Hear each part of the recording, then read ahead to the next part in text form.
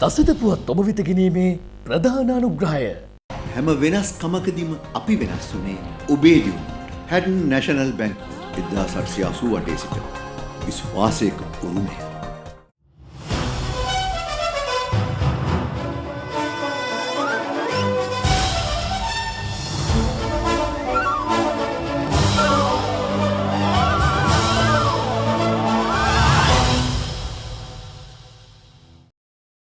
සත්‍ය නිවැරදි ඔබ වෙත ගෙන එන දසත පුවත් සාර සංග්‍රහය සමගින් සුපුරුදු පරිදි අද දවසේත් අපි ඔබේ නිවහනේ. ප්‍රථමයෙන්ම අපි අවධානය යොමු වන්නේ අද දවසේ පුවත් සිරස්තල වෙතටයි.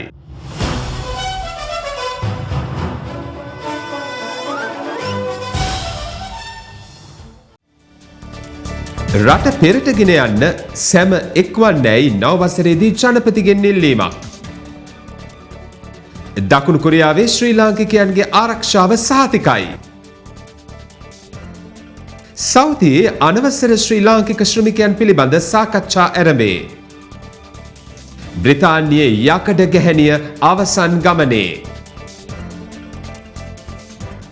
ලැබුවා වූ නව වසරේ රටම සශ්‍රීක කරවමින් සියලු දෙනා එක්ව සංවර්ධන වැඩපිළිවෙල අඛණ්ඩව ඉදිරියට ගෙන යාමේ අවශ්‍යතාව ජනාධිපති මහින්ද රාජපක්ෂ මහතා අවධාරණය කරනවා.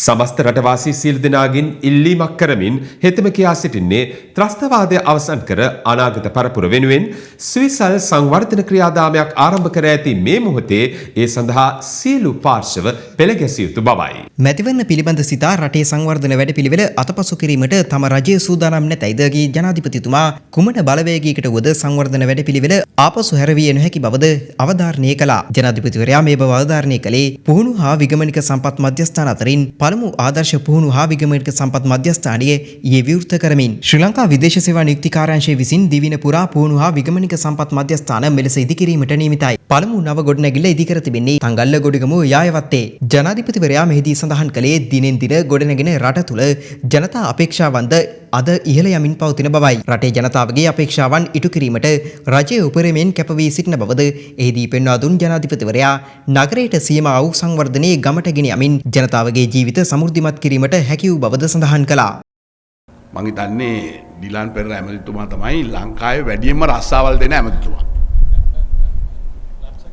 ලක්ෂ වලින් දෙන්නේ.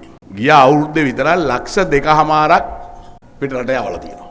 ඇමතිතුමා ඉතාමත්ම ක්‍රමානුකූලව මේ වැඩපිළිවෙල තව තවත් සංවිධානය කරමින් මැද පෙරදිග පමණක් නෙවෙයි වෙනත් රටවල රැකියා අවස්ථාවන් වලට යවන්නට පියවර ගැනීම මම හිතනවා ඉතාමත්ම කාලෝචිත මෙවන් කාලයකදී කළ යුතු කාර්යයක් වශයෙන්. අපි දන්නවා විශාල ඉල්ලුමක් තියෙනවා. පිට රටවල අපෙන් ඉල්ලන රැකියා අවස්ථාවන් තියෙනවා. හෙදියන් ඔවුන් උපාධිය ඉල්ලනවා. ඔවුන් පුහුණුව ඉල්ලනවා. මෙවැනි හෙදියන් පිරිස් ඊළඟට ඔවුන්ට උපස්ථායකින් වශයෙන් විශාල රැකියා අවස්ථාවන් තියෙනවා.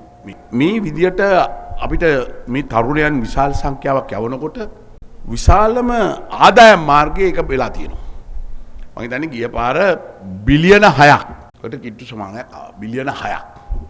ඒ බිලියන 6ේම අපි ගෙනල්ලා ගැහුවේ තෙල්. මේ ශ්‍රමිකයන්ට මේ ආයතනයම පිටරට යවනවා වගේම අනාගතයේදී ලංකාවේ ඉල්ලුම් කරන විශාල සංවර්ධනයක් එක්ක කර්මාන්ත සහ සංවර්ධන එක්ක හම්බන්තොට දිස්ත්‍රික්කයේ වරාය සහ ගුවන් තොටුපොළ හැදිලා ඇතිවෙන්නා වූ සංවර්ධනයට සරිලන රැකියා අවස්ථාවන් වලට යම් පුහුණුවක් ලබා දීමට මේ ආයතනය යොදවා ගන්නට පුළුවන් කියලායි මගේ විශ්වාසය. මහින්ද චින්තන ඉදිරි දැක්මට අනුව රාජ්‍ය සේවාවන් ගමට ගෙන යාමේ සංකල්පය මත නවීන පාසුකම් වලින් සමන්විතව ඉදිකර ඇති මෙම ආගමනික සම්පත් මධ්‍යස්ථානයේ සඳහා වැය කර ඇති මුදල රුපියල් මිලියන 350ක්. නවීන පාසුකම් වලින් සමන්විත ශ්‍රවණාගාරයක් පුහුණුව ලබන ශ්‍රමිකයින් 160 දෙනෙකු සඳහා නේවාසික පාසුකම් සහිත අංග සම්පූර්ණ නේවාසිකාගාරයක් සහ කාර්යාල පරිශ්‍රයකින් මෙය සමන්විතයි. මෙහිදී ජාතික වෘත්තීය පුහුණු සාතිකයේ NVQ 3 මට්ටම දක්වා පුහුණුවීම් ලබා දෙන අතර කාන්තා හා පිරිමි ශ්‍රමිකයින් සඳහා නවීන පුහුණු පාඨමාලා රැසක් පවත්වාගෙන යනු ලබනවා. එසේම විදේශ රැකියාව සඳහා යාමට අපේක්ෂා කරන දකුණු පළාතේ තරුණ තරුණියන්ට අවශ්‍ය පහසුකම් මේ කාර්යාලය තුලින් ලබාගත හැකි වීමද විශේෂත්වයක්. තවද විගමනික සේවක ලියාපදිංචි කටයුතු සහ විගමනික සේවක සුබසාධන කටයුතුද ඉන් සිදු කිරීමට නියමිතයි. ගමේ දරුවන්ගේ භාෂා හැකියාවන් දියුණු කරවනු වස් නවීන භාෂා පර්යේෂණාගාරකින්ද මෙය සමන්විත වනවා. විදේශ සේවා නීති කාර්යාංශය යටතේ ඉතාලි රට සඳහා සාතු සේවිකා පුහුණු පාඨමාලාව අවසන් කළ පුහුණුලාභීන් 273 දෙනෙකුට සාතිකපත් ප්‍රදානය සංකේතවත් කරමින් පුහුණුලාභී කීප දෙනෙකු වෙත සාතිකපත් ප්‍රදානයද මෙහිදී ජනාධිපතිවරයා අතින් සිදු වුණා. දකුණු කොරියාවේ සිටින ශ්‍රී ලාංකිකයන්ගේ ආරක්ෂාව තහවුරු කර ඇති බව එරට රජය අවධාරණය කරනවා. ශ්‍රී ලංකාවේ දකුණු කොරියානු තානාපති ජොන් මුන් චොයි මහතා පවසන්නේ දකුණු කොරියාවේ වෙසෙන ශ්‍රී ලාංකිකයන් පිළිබඳ බියක් ඇති කරගත යුතු නැති බවයි. හදිසි අවස්ථාවකදී ඔවුන්ගේ ආරක්ෂාව තහවුරු කිරීම සඳහා පියවර රැසක් ගෙන ඇති බවද තානාපතිවරයා ප්‍රකාශ කළා. ශ්‍රී ලාංකිකයන් 25000ක් පමණ දකුණු කොරියාවේ රැකියාවල නිරත වනවා. දකුණු කොරියාවේ සිටින සියලු විදේශිකයින්ට ඉන් නිවත් වන ලෙස උතුරු කොරියාව පසුගියදා දැනුම් දුන්නා. සෞදි අරාබිය තුළ රැකියා බලපත්‍ර නොමැතිව නීති විරෝධීව රැඳී සිටින ශ්‍රී ලාංකික ශ්‍රමිකයන් මෙරටට ගෙන්වා ගැනීම සම්බන්ධයෙන් සෞදි රජයේ බලධාරීන් සමග සාකච්ඡා ආරම්භ කර ඇති බව විදේශ සේවා නියුක්ති කාර්යාංශය පවසනවා. රැකියා බලපත්‍ර නොමැති විදේශ ශ්‍රමිකයන් සේවා ස්ථානවලින් බැහැර කිරීමට සෞදි රජය පසුගියදා තීරණය කළා. එම තත්ත්වයත් සමග ශ්‍රී ලාංකික ශ්‍රමිකයින් දහසකට ආසන්න සංඛ්‍යාවක් රැකියා නොමැතිව එරට රැඳී සිටින බව විදේශ සේවා නියුක්ති කාර්යාංශයේ මාධ්‍ය ප්‍රකාශක නියෝජ්‍ය සාමාන්‍ය අධිකාරී මංගල රන්දිනී මහතා පවසනවා. හෙතෙම සඳහන් කළේ මේ පිළිබඳව ආසන්න නිරීක්ෂණයක කන්සියුලේට් කාර්යාලයේ යෙදෙන බවයි. එහි ප්‍රතිඵලයක් ලෙස ඉදිරියේදී දිනකට 20ත් 25ත් අතර ප්‍රමාණයක් යලි මෙරටට එවන බව හෙතෙම සඳහන් කළා. ශ්‍රී ලංකාවට පැමිණෙන සංචාරකයන්ගේ ආරක්ෂාව වෙනුවෙන් විශේෂ වැඩපිළිවෙලක් ක්‍රියාත්මක කිරීමට පොලිසිය සූදානම් වනවා. පොලිස් මාධ්‍ය ප්‍රකාශක පොලිස් අධිකාරී බුද්ධික සිරිවර්ධන මහතා ප්‍රකාශ කළේ ඒ අනුව සංචාරක හෝටල් සහ පොලිස් ස්ථාන ඒකාබද්ධව මෙම වැඩපිළිවෙල ක්‍රියාත්මක කරන බවයි. තම පොලිස් ඔස්මේ පවතින සංචාරක හෝටල්වල රැඳී සිටින විදේශිකයින් පිළිබඳව තොරතුරු පොලිස් ස්ථානාධිපතිවරුන් විසින් සංචාරක හෝටල් හිමිකරුවන්ගේ සහායද ලබාගෙන රැස් කරගත යුතුයි. අනතුරුව එම තොරතුරු අඩංගු වාර්තාවක් ඔවුන් තමා ළඟ තබාගත යුතු වන අතර අවශ්‍ය මොහොතකදී තොරතුරු ලබා ගැනීමට එමගින් හැකිවන බව පොලිස් මාධ්‍ය ප්‍රකාශකවරයා කියා සිටියා.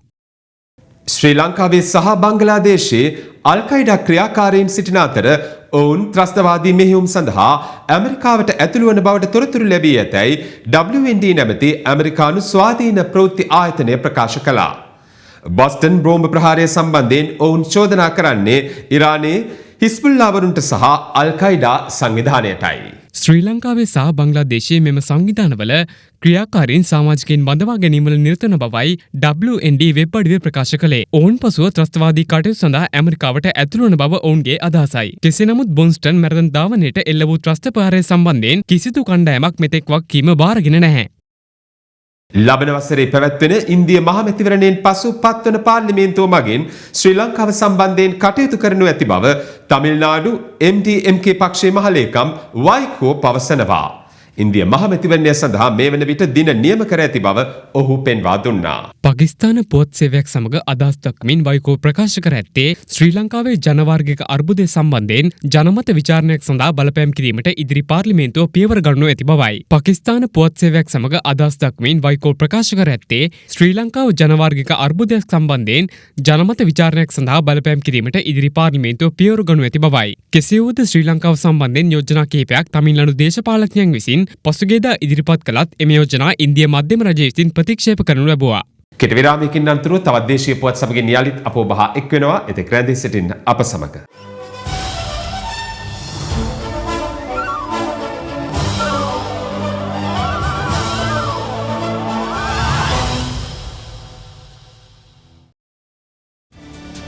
වත්මන් රජයේ සහ අන්තර්ජාතික ප්‍රජාවගේ ගැටලු පිළිබඳව ඒජාපයෙන් හෙළිදරව්වක්. මිල පහත වැටීමත් සමග රන් මිලදී ගැනීම පිළිබඳව මහ බැංකුවේ දැඩි අවධානය. විරාමයෙන් අනතුරුව බලාපොරොත්තු වන්න.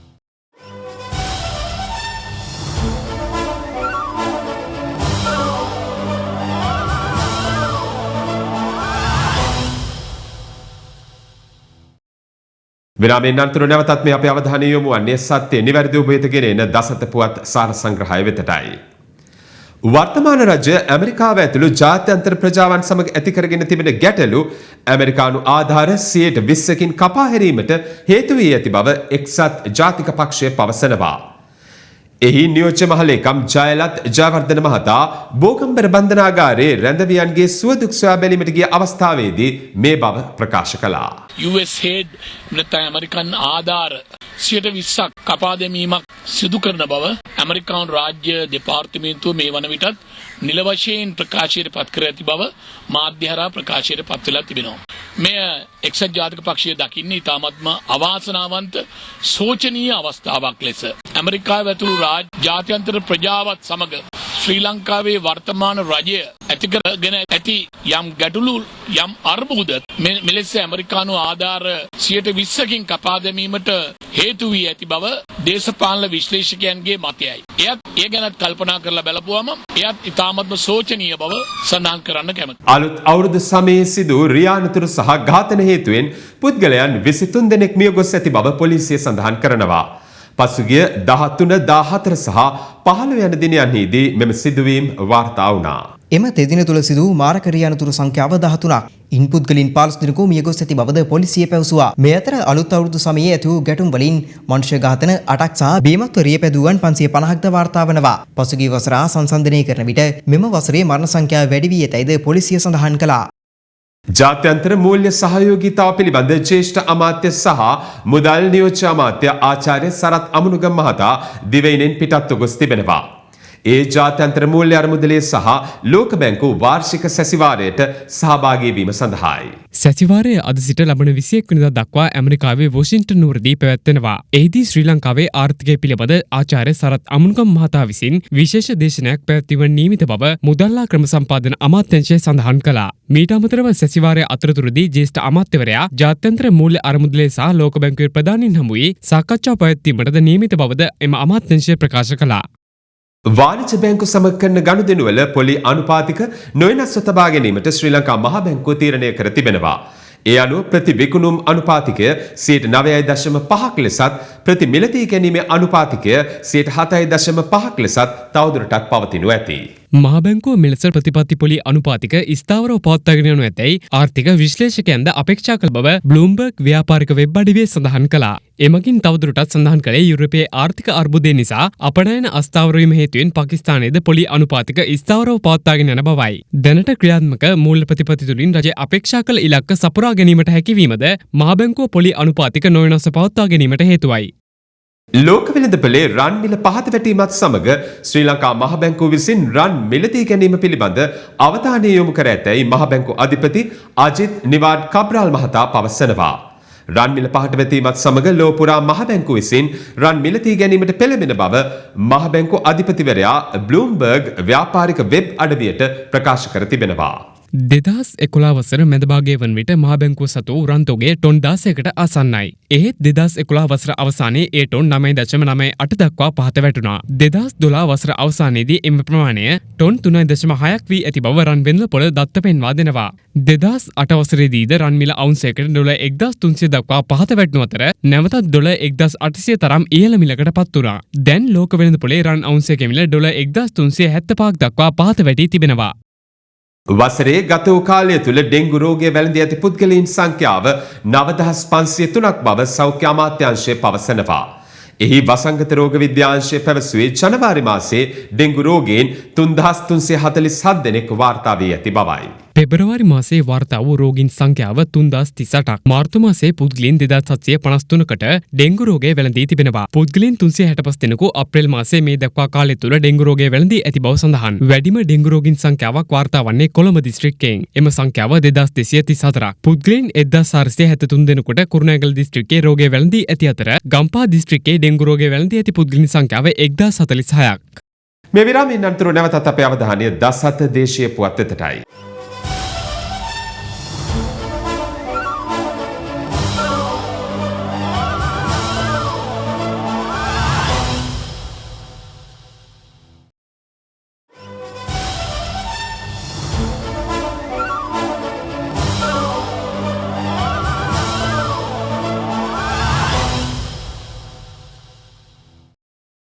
නැවතත් අපේ අවධානය දසත දේශීය පුවත් වෙතට. විදුලි ගාස්තු මිල ඉහළ නැංවීමට අදාළව මහජන උපයෝගිතා කොමිෂන් සභාව විසින් විදුලි බල මණ්ඩලය වෙත අනුමත කළ ගාස්තු අද ප්‍රකාශයට පත් වුණා. ඒ අනුව ඔවුන් නිර්දේශ ඉදිරිපත් කර ඇත්තේ අප්‍රේල් 12 වෙනිදා සිට ගාස්තු වැඩි කිරීමට අදාළවයි. මේ පිළිබඳව මහජන උපයෝගිතා කොමිෂන් සභාව ජනතා අදහස්ද විමසනු ලැබුවා. ඒ සියලු කරුණු සැලකිල්ලටගෙන විදුලි බල මණ්ඩලයේ යෝජනාද සලකා බලා ඔවුන් අනුමත කර ඇති ගාස්තු මෙලෙස සංශෝධනය කර තිබෙනවා. නව විදුලි ගාස්තු සංශෝධන ක්‍රමවේදය සම්බන්ධයෙන් වන නිර්දේශ විදුලි බල මණ්ඩලය වෙත ලබා දීමෙන් අනතුරුව ඒ පිළිබඳව මහජන උපයෝගිතා කොමිසම විසින් නිල නිවේදනයක් සිදු කිරීමට ද නියමිතයි. විදුලි බල මණ්ඩලය මීට පෙර ඉදිරිපත් කළ යෝජනාවේ සඳහන් පරිදි මාසකට පරිභෝජන ඒකක 40ක් නම් එම නිවසේ විදුලි බිල රුපියල් 384ක් වනු ඇති. එහෙත් දැනට ඒකක 40ක් සඳහා සමස්ත බිල්පත වූයේ රුපියල් 244.99ක් පමණයි. පවතින මිල යටතේ මාසික පරිභෝජනයේ ගෘහස්ත ඒකක 0 සිට 30 දක්වා විදුලි ඒකකයේ මිල රුපියල් 3ක් වූ අතර යෝජිත සංශෝධිත ගාස්තු යටතේ ඒ රුපියල් 5ක් වනවා. ඒකක 31 සිට 60 දක්වා පවතින ක්‍රමය යටතේ රුපියල් 4.70ක ගාස්තුවක් අය කළ අතර නව යෝජනාව යටතේ ඒ රුපියල් 6ක් වනු ඇති. මෙතෙක් විදුලි බිල සැකසුවේ ඒකක කාණ්ඩ අනුව පිළිවෙලින් ගාස්තු වැඩි වන ආකාරයටයි. ඒකක 120ක් පරිභෝජනය කරන්නේ නම් 0 සිට 30 දක්වා ඒකකයේ රුපියල් 3යි. 30 සිට 60 දක්වා ඒකකයට රුපියල් 4.70යි. 61 සිට 90 දක්වා ඒකකයට රුපියල් 7.50ක් අය කරනවා. ඒකක 91 සිට 120 දක්වා ඒකකයට අය කරන්නේ රුපියල් 21යි. නව යෝජනා යටතේ ඒකක 121ක් පරිභෝජනය කරන්නේ නම් එම පාරිභෝගිකයා අයත් වන්නේ ඒකක 91 සිට 120 දක්වා කාණ්ඩයටයි. ඒ අනුව අය කරන්නේ එම කාණ්ඩයේ ඒකකයක මුදල වන රුපියල් 15 බැගින් ඒකක 120ක් පරිභෝජනය කළ බව සලකමින් වැඩ බලන අගවිනිසුරු ලෙස ශිරාණි තිලකවර්ධන විනිසුරුවරිය ජනාධිපති මහින්ද රාජපක්ෂ මහතා ඉදිරියේ දියුරුම් දුන්නා. රජයේ ප්‍රවෘත්ති අධ්‍යක්ෂ ජනරාල් මහාචාර්ය ආරියරත්න ඇතුගල මහතා සඳහන් කළේ අගවිනිසුරු මොහන් පීරිස් මහතා නිවාඩු ලබාගෙන ඇති බැවින් මෙලෙස තිලකවර්ධන මහත්මිය එම ධූරය සඳහා පත් කර ඇති බවයි. ඒ හේතුවෙන් ශිරාණි තිලකවර්ධන මහත්මිය ඊයේ පස්වරුවේ ජනාධිපතිවරයා ඉදිරියේ වැඩ බලන අගවිනිසුරුවරිය ලෙස දියුරුම් දෙනු ලැබුවා. මේ අතර අභියාචනාධිකරණයේ වැඩ බලන සභාපතිවරයා ලෙස සිසිර ජැවිලාල්ද ආබ්රු මහතා අද ජනාධිපතිවරයා ඉදිරියේ දියුරුම් දුන්නා. ඒ අර්ලිගහ මන්දිරයේදී අභියාචනාධිකරණයේ සභාපති ශ්‍රී ස්කන්ද රාජා විදේශගත වීම හේතුවෙන් මෙලෙස වැඩ බලන සභාපතිවරයා ලෙස සිසිර ජැවිලාල්ද ආබ්රු මහතා පත් කර තිබෙනවා. පුහුණු කටයුත්තක් සඳහා ඉන්දිය නාවික හමුදාවට අයත් යුද නෞකා 3ක් කොළඹ වරායට පැමිණ තිබෙනවා. නාවික හමුදා ප්‍රකාශක කමාන්ඩර් කෝසල වර්ණකුල සූරිය මහතා පැවසුවේ අද පැමිණි එම නෞකා සමග මෙරට නාවික හමුදාව පුහුණුවීම් කටයුතු ලියදීමට නියමිතව ඇති බවයි. කොළඹ වරායට අද දිනේ පැමිණි මෙම නෞකා ලබන 21 වෙනිදා ආපසු ඉන්දියාව බලා යාමට නියමිත බව නාවික හමුදා ප්‍රකාශකවරයා සඳහන් කළා. ඔහු පැවසුවේ එම නෞකා තුන අතර ඉන්දිය නාවික හමුදාව පුහුණුවීම් වල යෙදෙන රුවන් නැවක්ද වන බවයි. නැනසල ප්‍රනාම ස්වර්ණ සම්මාන ප්‍රදානය සඳහා ආයතනපත් බාර ගැනීම මේ වන විට ආරම්භ කර ඇතැයි ශ්‍රී ලංකා තොරතුරු හා සංනිවේදන තාක්ෂණ නියෝජිත ආයතනය පවසනවා. නැනසල මධ්‍යස්ථාන මගින් සිදුවන සේවය අගැයීමට ලක් කිරීම මෙම සම්මාන ප්‍රදානයේ අරමුණ බව එම නියෝජිත ආයතනය සඳහන් කළා. දිවයින පුරා ස්ථාපිත කර තිබෙන නැනසල මධ්‍යස්ථානවල හිමිකරුවන්ට සහ ක්‍රියාකරුවන්ට මේ සඳහා අයදුම්පත් යොමු කළ හැකි. මේ පිළිබඳ වැඩි විස්තර www.nansalapraman.lk වෙබ් අඩවියට පිවිසීමෙන් ලබාගත හැකි වෙනවා. මහාචාර්ය වී.කේ. සමරනායක සම්මානය, නැනසල ප්‍රනාම ස්වර්ණ සම්මානය, නැනසල ස්වර්ණ සම්මාන, නැනසල ප්‍රනාම සම්මාන, නැනසල ප්‍රනාම විශිෂ්ට සම්මාන යන අංශ යටතේ මෙම සම්මාන ප්‍රදානය සිදු කරනු ඇති. ලබන ජූනි මාසයේදී කොළඹදී මෙම සම්මාන ප්‍රදානය සිදු කරන බව නියෝජිත ආයතනය සඳහන් කළා. එසේම මේ වන විට දිවයින පුරා ස්ථාපිත කර තිබෙන නැනසල ගණන 692ක්. මද විරාමයකින් අනතුරු විමසා බලමු අද දවසේ දසත එතර පුවත්.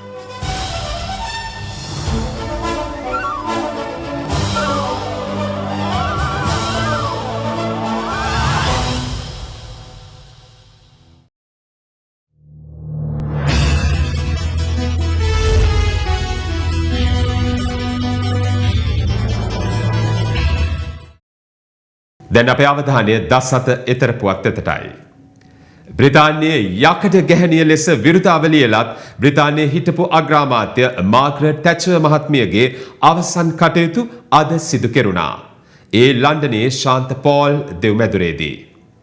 රාජ්‍ය ගෞරව සහිතව ඇගේ අවසන් කටයුතු සිදු කෙරුණු අතර ඒ සඳහා එලිසබෙත් මහරජින සහ බ්‍රිතාන්‍ය අග්‍රාමාත්‍ය ඩේවිඩ් කැමරන් ඇතුළු රාජ්‍ය නායකයන් පිරිසක්ද සහභාගී වුණා.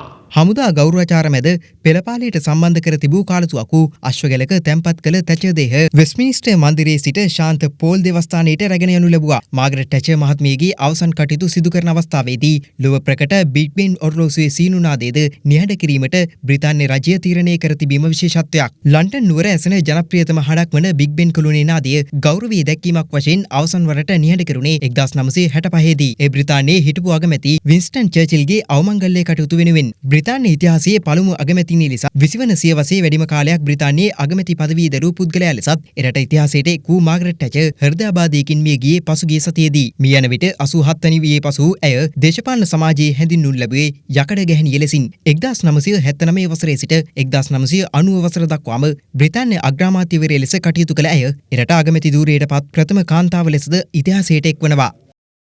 ඇමරිකානු රිපබ්ලිකන් පක්ෂ සෙනෙට් සභික රෝජර් විකර්ට උග්‍ර විෂ සහිත රයිසින් රසායනික ද්‍රව්‍ය අඩංගු ලිපියක් ලැබී තිබෙනවා. එම රසායනිකය සැලකෙන්නේ සයනයිඩ් වලට වඩා 10 ගුණයක් විෂ රසායනිකයක් ලෙසයි. ඒජන්සි වාර්තා සඳහන් කළේ මෙම ලිපිය හා බොස්ටන් බෝම්බ ප්‍රහාරය අතර සම්බන්ධයක් ඇද්දැයි මෙත් පැහැදිලි නොමැති බවයි. මේ හේතුවෙන් ඇමරිකානු සෙනෙට් මණ්ඩලයේ තැපැල් කටයුතු ඉදිරි දින 3 සඳහා වසා දැමීමට තීරණය කර තිබෙනවා. මේ අතර බොස්ටන් බෝම්බ ප්‍රහාරය පිළිබඳ පරීක්ෂණ පවත්වන FBI පරීක්ෂණ අංශය පවසන්නේ පීඩන උදුන් හා වෙඩි බෙහෙත් භාවිතා කරමින් මෙම බෝම්බ නිර්මාණය කර ඇති අතර ඒ සඳහා බෝල් බෑරින් හා ඇනවැනි ද්‍රව්‍යද භාවිතා කර ඇති බවයි. ප්‍රහාරයෙන් වයස අවුරුදු 8ක දරුවෙකු ඇතුළු 3 දෙනෙකු මිය ගිය අතර තුවාල ලැබූ සංඛ්‍යාව 176ක්. ප්‍රහාරයට සම්බන්ධ මෙතෙක් කිසිවෙකු අත්අඩංගුවට ගෙන නොමැති අතර කිසිදු පාර්ශවයක්ද එහි වගකීම බාරගෙන නැහැ. අමානුෂික රියදුරන්ගේ ක්‍රියාකලාපයේ හේතුවෙන් ඉන්දියාව පුරා කෝපාන්විත ආන්දෝලනයක් පැන නැග තිබෙනවා.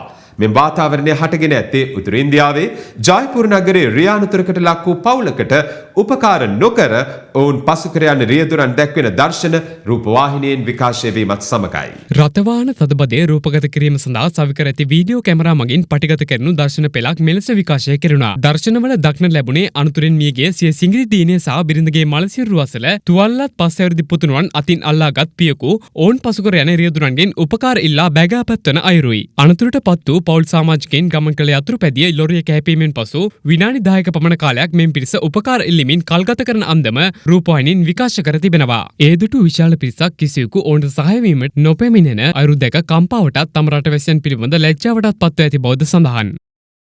මිනිස් ජාන සඳහා පේටන්ට් බලපත්‍ර ලබා දීම පිළිබඳව තීන්දුව කෙරෙන නඩු විභාගයක් ඇමරිකානු ශ්‍රේෂ්ඨාධිකරණය ඉදිරියේ ආරම්භ වී තිබෙනවා. මෙම නඩු විභාගයේ තීන්දුව මගින් වෛද්‍ය පර්යේෂණ සහ ජෛව තාක්ෂණික නිෂ්පාදන කෙරෙහි පුළුල් බලපෑමක් ඇති කරනු ඇති. එහෙත් එයට එරිවන්නන් පෙන්වා දෙන්නේ වෙළඳ සමාගම්වලට එවැනි අවසරයක් දෙනු ලැබීමෙන් වෛද්‍ය පරීක්ෂණ මන්දගාමී වන බවයි. මිනිස් ජාන සඳහා පේටන්ට් බලපත්‍ර නිකුත් කිරීම ආරම්භ වී අවුරුදු 30කට ආසන්නයි. සෝබාදහමේ නිර්මාණයක් වන DNA සඳහා ඇමරිකානු සමාගමකට පේටන්ට් අයිතිය පැවරීම සම්බන්ධයෙන්ද එයට එරිවන්නන් විරෝධය පළ කර තිබෙනවා. අදාළ සමාගම් පවසන්නේ පේටන්ට් බලපත් නොමැති වී නම් සිය පරීක්ෂණ සාර්ථක නොවීමට ඉඩ තිබූ බවයි. මෙම සමාගම සැලකෙන්නේ කාන්තාවන් වැඩි වශයෙන් ගොදුරු විය හැකි පියවරු පිළිකාවලටද නැත්නම් ගැබ්ගෙල පිළිකාවලටද යන්න සම්බන්ධයෙන් පිරික්සීමේලා පුරෝගාමී වූ සමාගමක් ලෙසයි. මේ විරාමයෙන් අනතුරු අපේ අවධානය දසත කෙලිබිම වෙතටයි.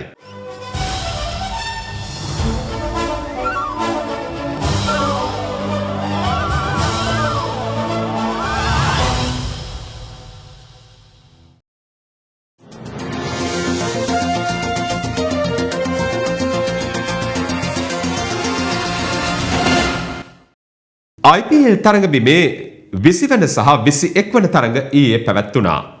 ඉන් කිංස් 11 පංජාබ් කණ්ඩායම සහ රොයල් චැලෙන්ජර්ස් බැංගලෝර කණ්ඩායම් ජය ලබා ගත්තා. 20 වන තරඟය ලෙස පැවැත්වුණේ කිංස් 11 පංජාබ කොල්කතා නයිට් රයිඩර්ස් අතරයි. ඒ මොහාලි පංජාබ් ක්‍රිකට් සංගම් ක්‍රීඩාංගණයේදී පළමුව පන්දුවට පහර දුන් කිංස් 11 පංජාබ් ක්‍රීඩකයින් පන්දු වාර 20 අවසානයේදී කඩුළු 9ක් දෙවි ලකුණු 157ක් ලබා ගත්තා. මන්දීප් සිං පන්දු 30කදී 4 පාර 6ක් සමගින් ලකුණු 41යි. මන්ප්‍රීට් ගෝනි පන්දු 18කදී 6 පාර 3ක් සහ 4 පාර 4ක් සමගින් ලකුණු 42යි. පන්දු එහිමින්දේ ජැක් කාලිස් සහ සුනිල් නාරායන් කඩුළු 3 මගින් දවා ගත්තා. පිළිතුරු ඉනිම ක්‍රීඩා කළ කොල්කතා නයිට් රයිඩර්ස් ක්‍රීඩකයන්ට පන්දු වාර 20 අවසානයේ කඩුළු 9ක් දෙවි ලබා ගත හැකි වේ ලකුණු 153ක් පමණයි. ගෞතම් ගම්බීර් පන්දු 39කදී 4 පාර 10ක් සමගින් ලකුණු 60යි. ඉවන් මෝගන් ලකුණු 47යි. පන්දු වැවීමේදී අසාර් මහමුඩ් කඩලු 3ක් දවා ගත්තා. තුන්වන කඩුල දැවී යන විට මුල් ලකුණු සංඛ්‍යාව 103ක් වුවද අනෙක් කඩලු සියල්ල ලකුණු 50ක් තුල දැවී යාම විශේෂයි. තරගයේ වීරයා සම්මානය දිනාගත්තේ කිංස් 11 පංජාබ් කණ්ඩායමේ මන්ප්‍රීත් ගෝනී විසින්.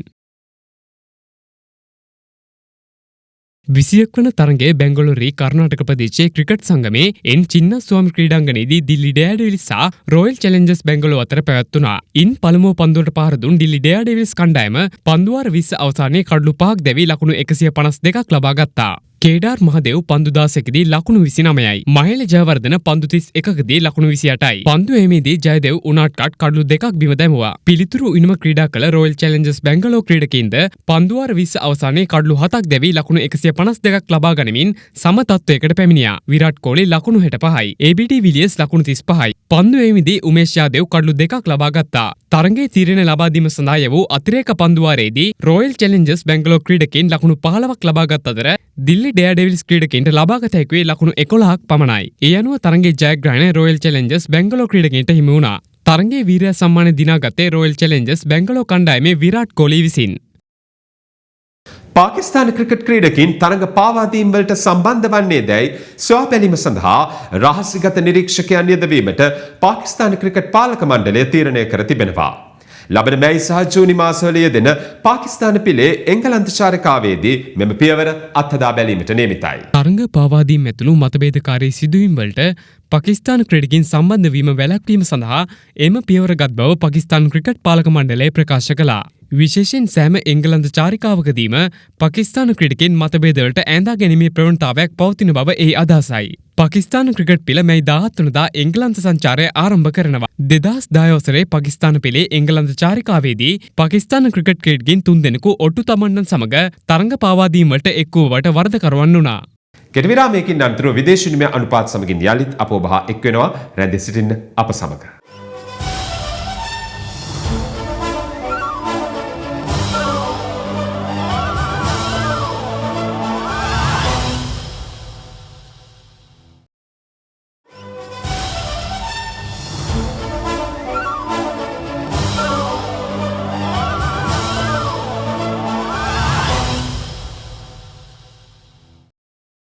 ශ්‍රී ලංකා රුපියලට සාපේක්ෂව අද ප්‍රකාශයට පත් විදේශ විනිමය අනුපාතයන් මෙසේයි.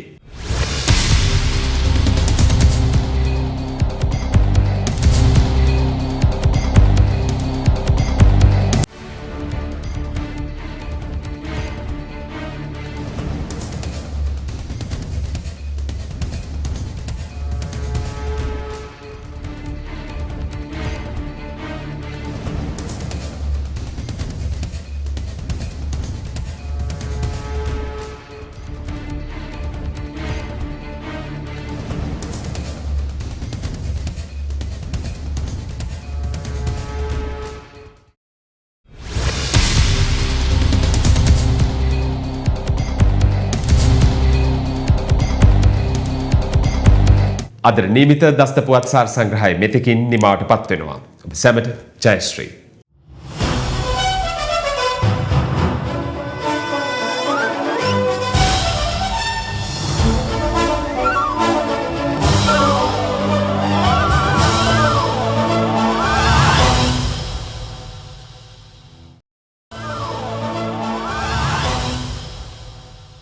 දසත පුවත් ඔබ වෙත ගෙනාවේ හැම වෙනස්කමකදීම අපි වෙනස් වුණේ ඔබේ දියුණුවට. හැඩන් නැෂනල් බැංකුව 1888 සිට විශ්වාසයක උරුමය.